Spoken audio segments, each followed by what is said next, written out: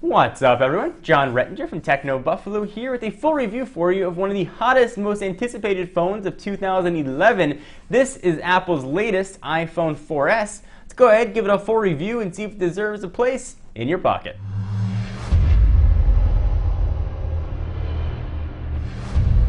As I do with all my phone reviews, I want to start by talking about call quality on the iPhone 4S. First, this device is now available on 3 carriers, AT&T, Verizon, and Sprint. The model that I'm testing right here is AT&T. I used an AT&T iPhone 4, 3GS before that, 3G before that, and an original iPhone, so I have a bit of perspective with the carrier.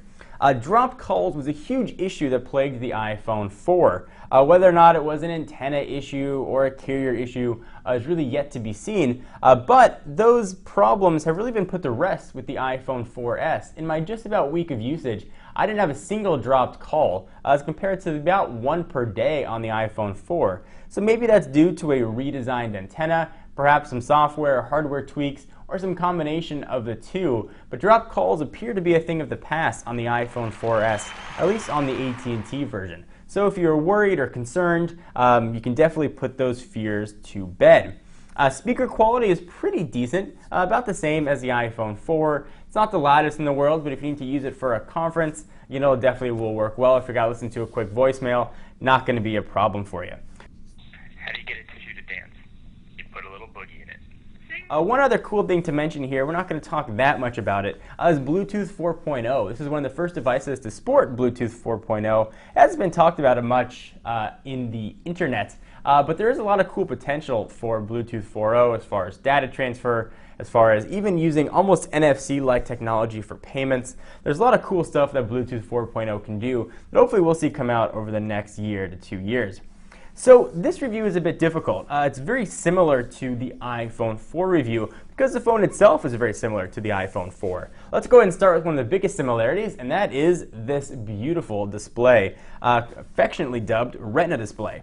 3.5 inches, which now seems a little bit on the small side in the world of 4-inch, 4.3, 4.65, and even larger phones. 3.5 just looks downright diminutive.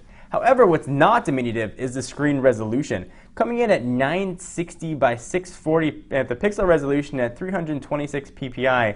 This is still one of the most beautiful displays on the market. Text is extremely crisp.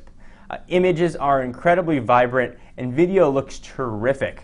One thing that I want to mention about the iPhone and the iPhone 4S in particular doesn't really go noticed. This has tremendous multi-language support. So if you live in a country outside of the US or speak a language other than English, chances are you're going to have support for that here in the keyboard. Alright, so now let's talk about the internals. The dual-core A5 chip here. It's a 1 GHz processor that's been clocked down for battery saving to just about 800 megahertz. I did notice a bit of a difference in speed when I was launching applications. Things load a little bit quicker than they did on the iPhone 4, but nothing tremendous. I think the big determining factor of the benefit of the A5 chip is going to be in a few months when developers have a chance to really code for it and to see what it can do. Certainly it's capable of twice the speed and up to, I believe, 7 times the graphics prowess. But we haven't seen that yet. All the apps that are available in the App Store were made for the 4S or the 4 hardware or earlier, so we haven't been yet able to see full advantage of the A5 chip. Yeah, it's fast, but it's certainly not a compelling reason to upgrade just for that bit of speed. The A5 chip does give you the ability to do some AirPlay mirroring, which is kind of neat. Lets you show your whole display on a Apple TV connected device. So you got to have iOS 5 on an iPhone 4S, which of course it ships with, and you have to have an Apple TV. Something to keep in mind. All right, so next let's talk about one of the biggest selling points of the iPhone 4S, and that is Siri. Siri is the virtual assistant that can do a ton of things for you, and I've been playing with Siri quite a bit. It's fun. She has a personality. You might have seen the video I did talking about Siri and some of the jokes that she can tell. Where do you come from? Siri was designed by Apple in California. For me, though, Siri seems like a bit of a novelty. I've been using it often for reminders, finding out what the weather is, but oftentimes I just forget it's there. What's the weather today? Here's the forecast for today. Remind me to film an iPhone 4S review today. At what time shall I remind you? Noon. Here's your reminder for today at 12 p.m. Shall I create it?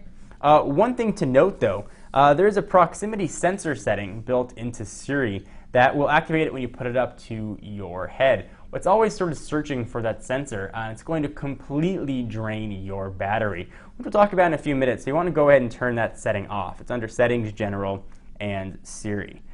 For me, the most useful thing in Siri is the speech to text. It was actually one of my favorite features in Android, and I've been happy that that's finally migrated over to iOS.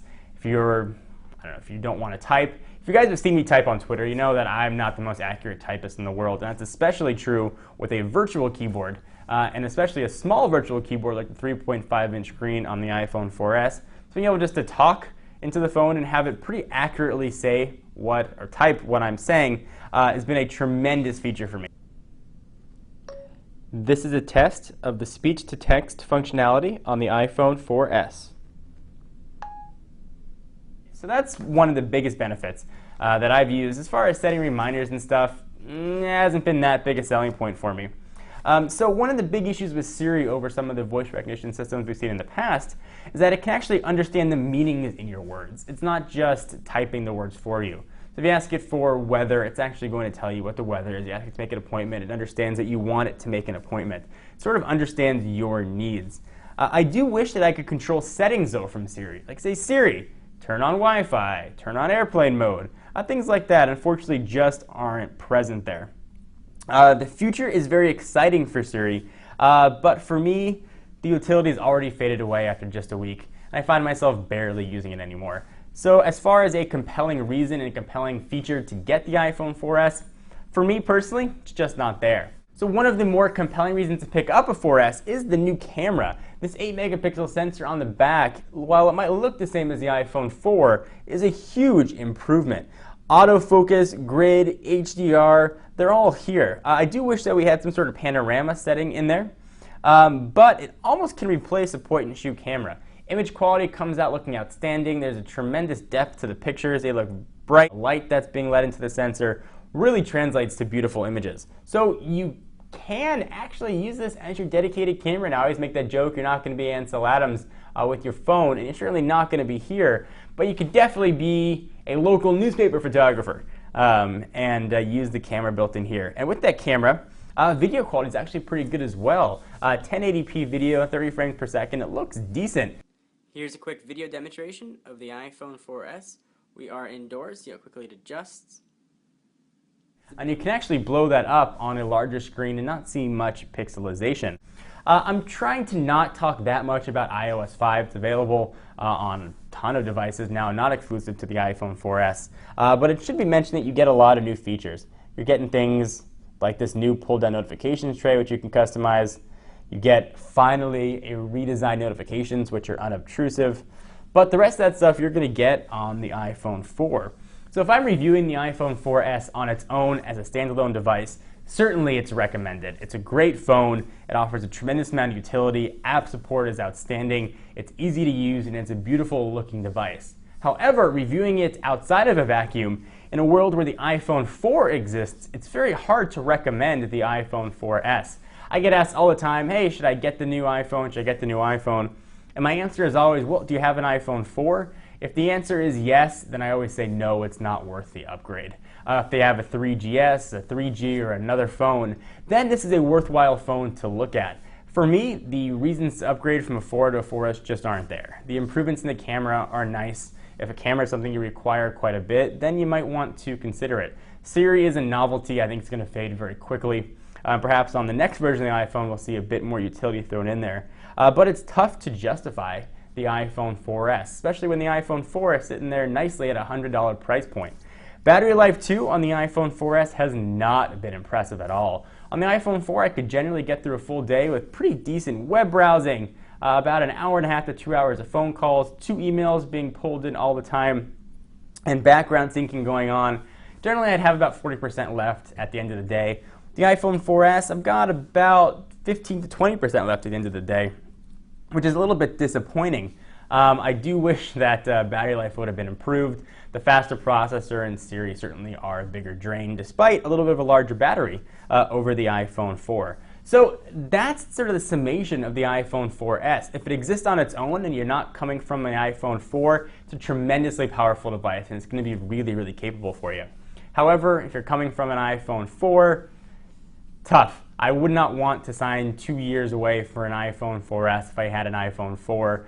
All indications that the next design, and perhaps one after that, will be much different than what we have here, offering really improved specs. So what you get from the 4 to the 4S just doesn't justify it for me. Stick with an iPhone 4, upgrade to iOS 5, and get almost all of the killer features. So I am John Rettinger from Techno Buffalo. Do you agree or disagree? I'm really kind of curious what you guys have to say. Leave your comments down below. I will see you guys in the next video. Be sure to check out Techno Buffalo for all of your tech news. Bye-bye.